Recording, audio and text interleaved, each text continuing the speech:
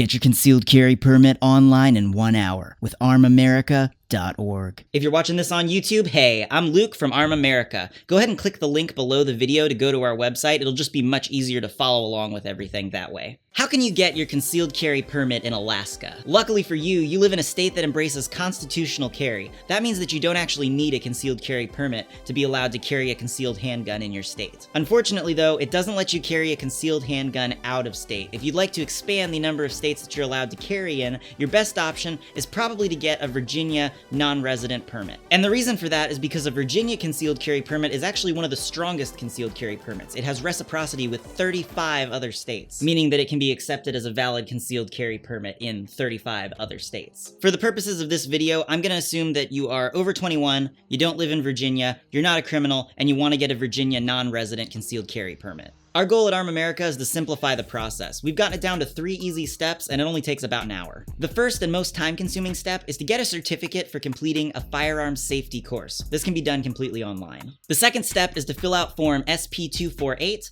and the third step is just gathering a few papers and mailing it all in. Basically, it's easy stuff like a scan of your driver's license and a photo of you to use on the permit, things like that. This set of videos walks you through each step to make it as simple as possible. Go ahead and click next step below when you're ready to get started.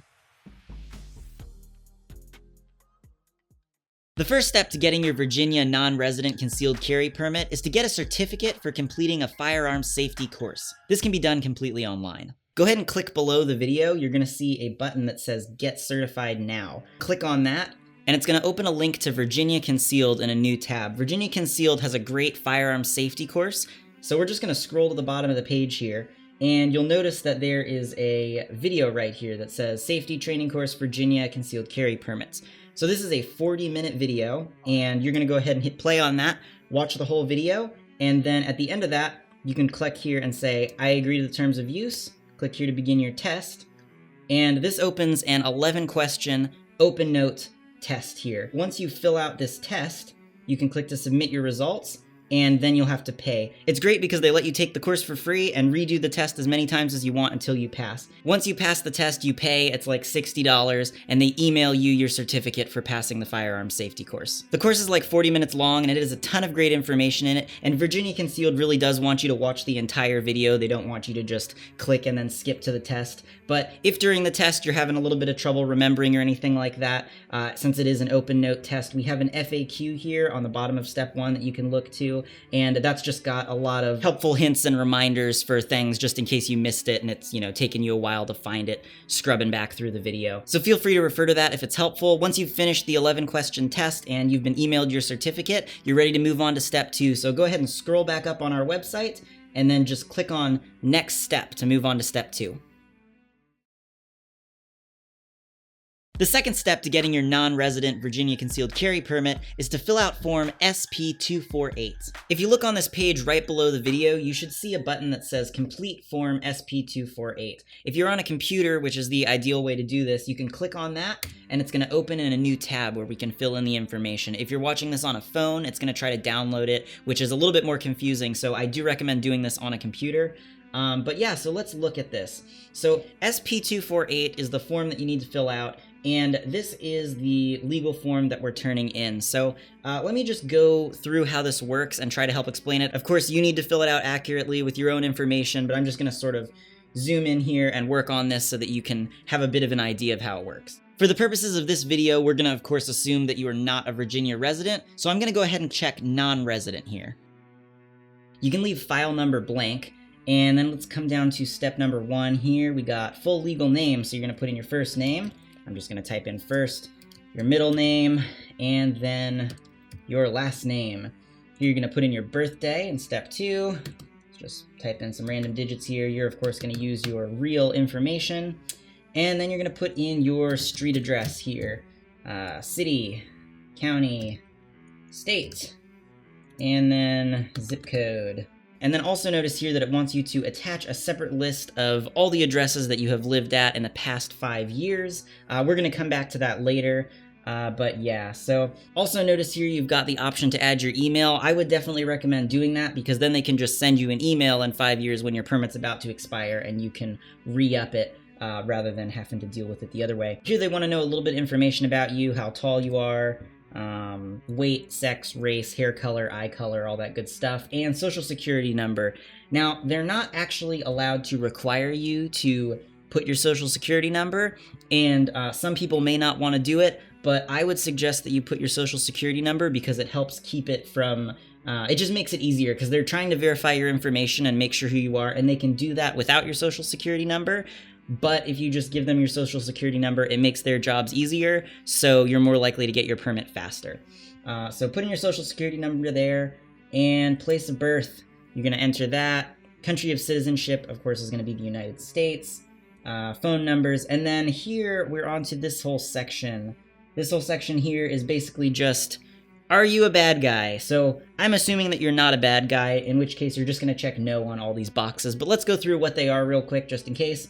Have you ever been convicted of a felony? Blah, blah, blah. No. Have you ever been convicted of a misdemeanor? Blah, blah, blah. No. Have you been committed to the custody of the Commissioner of Behavioral Health? Blah, blah, blah. No. Have you been acquitted by reason of insanity? Blah, blah. No. Have you been involuntarily admitted to a facility or ordered to mandatory outpatient treatment if you were subject to a temporary detention? Blah, blah. No. Have you received mental health treatment or substance abuse treatment in a residential setting? Yada, yada, yada. No. Are you the subject of or named as a respondent in a restraining order or protective order? No. Are you addicted to or an unlawful user or distributor of marijuana? No. Are you an alien not lawfully admitted for permanent residency in the United States? No. Have you been discharged from the armed forces under dishonorable conditions? No. Are you a fugitive from justice? No.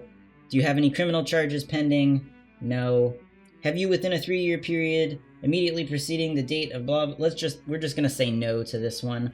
Do you currently have a valid resident concealed handgun permit? I'm going to assume that, of course, you do not, because this is your first time applying for one, so we're going to say no. And then down here you can see it says signature of applicant. You're going to go ahead and print this form out and sign it physically with a pen, not just type it in here. And the date you can enter yourself on the computer, or you can write it in. Either way. Now, all this other stuff, forms, this just relates to mostly the criminal stuff, and since we said no to everything, it doesn't really apply, so still include it with your papers, but just completely blank is fine. Form 1, Form 2, we're going to ignore all this stuff. And then these notices down here are just like additional information with the stuff that we filled out above, so you can read it if you'd like, but if you've already filled it out, you're probably good. And then this criminal background investigation thing, that's not for you. Someone else is going to fill that out. But you do want to include all of these papers. So even if they're just blank, you just, all 4 pages, print them out, and it's really only the first one that you have to write anything on. So great. We've filled out the form here, SP248. And there is one more thing, though. Now remember up here at step 3, it says to attach a separate list of all the addresses that you've lived at. We're going to go ahead and click back, and you'll notice there's a little button, and addresses. Now, you can just type this out yourself manually in Word if you'd like, but just to make it convenient for you, we've got a little button here. If you click on that, it's going to download a Word document called addresses, and you can just click on that, and it's going to go ahead and open in Word, and this is just a template to make it easier for you. So you click Enable Editing, and you're just going to update this with your addresses. There's a little note saying that, so we're going to get rid of that little note line. And if you've only lived at one address in the past 5 years, that makes it easy. Just type your one address and then delete all the other ones. But if you've lived at multiple addresses, one address per year, then you're going to just enter all of them. And then, say it was only 3 addresses, you'd fill these guys out and then just get rid of these last 2 because they don't apply. And then you're going to print this document out as well and then include it with the rest of your paperwork. So once you've done all that, you are finished with step number 2. You filled out the form. You should already have your certificate from step number 1, and then you've got your addresses sheet. So print all that stuff out, and you are ready to move on to step number 3. Go ahead and go look under this video. There should be a button called Next Step. So just go ahead and click on that, and I'll see you over at step 3. The third step to getting your non-resident Virginia concealed carry permit is to just gather a few papers and then mail it all in. So by now you should have a certificate for completing a firearm safety course, which you got in step 1, and a completed form SP248 that you filled out in step 2, along with the addresses sheet that you're going to include with it. Go ahead and print all those documents out if you haven't already and sign form SP248. Once you have all that paperwork, the certificate, form SP248, and the list of addresses that you've lived at in the past 5 years, there are just a few more things to gather before mailing it all in. You need to print out a photocopy of a government-issued photo ID, something like a driver's license or a passport. So go ahead and print that out, take that paper, and then put it with all your other papers. You also need to include a 2" by 2" photo of yourself taken within the past 6 months for them to use on the permit. While you could technically take this picture at home, there are a whole lot of requirements that you need to meet, so I'd highly recommend just going to Walmart or Walgreens, pay them like $6 and have them take it for you. Once you have your 2" by 2" passport photo, take it and stick it with your stack of papers to mail in. The next thing you need to do is get fingerprinted. It sounds a little bit intimidating, but it's actually super easy. Just Google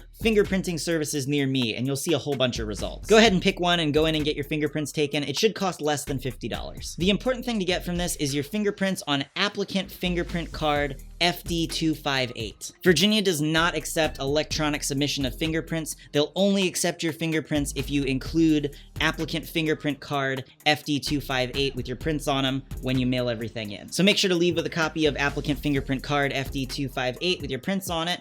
Take that card and then put it with the rest of your papers. The final thing is just to pay the application fee, which is $100. You can pay with a cashier's check or a money order made payable to the Virginia State Police. And you can get money orders at just like the post office or Walmart. You basically just pay the amount that the money order is for and then write out who it's to. So go ahead and take that money order or cashier's check and include it with the rest of the papers to mail in. And that's it. So just as a checklist here, you should be including a certificate for completing a firearm safety course, a filled out copy of form SP248, along with an attached sheet with all the addresses that you've lived at in the past 5 years, a photocopy of a government-issued photo ID, along with a 2" by 2" passport photo for them to use for you on the permit, your fingerprints on applicant fingerprint card FD258, and a money order or cashier's check for the application fee made out to the Virginia State Police. Now you're just going to take all that, put it in an envelope, and mail it to the correct department of the Virginia State Police. To get the correct address, you can go ahead and click the button below this video labeled Address, and that'll take you to this webpage. You just want to scroll down a tiny little bit, and this is the address right here. That's it. Slap some stamps on it, throw it in the mailbox, and your concealed carry permit should arrive within a month or 2. If our website's been helpful in really simplifying the process for you, consider making a donation. We're totally community funded, and we're trying to reach as many people as possible. Also, if you have any friends that are interested in getting their concealed carry permit, or you know someone who's just turned 21, make sure to link them to our site, armamerica.org. Alright guys, well that's it for the video. Thanks for helping make America a safer place.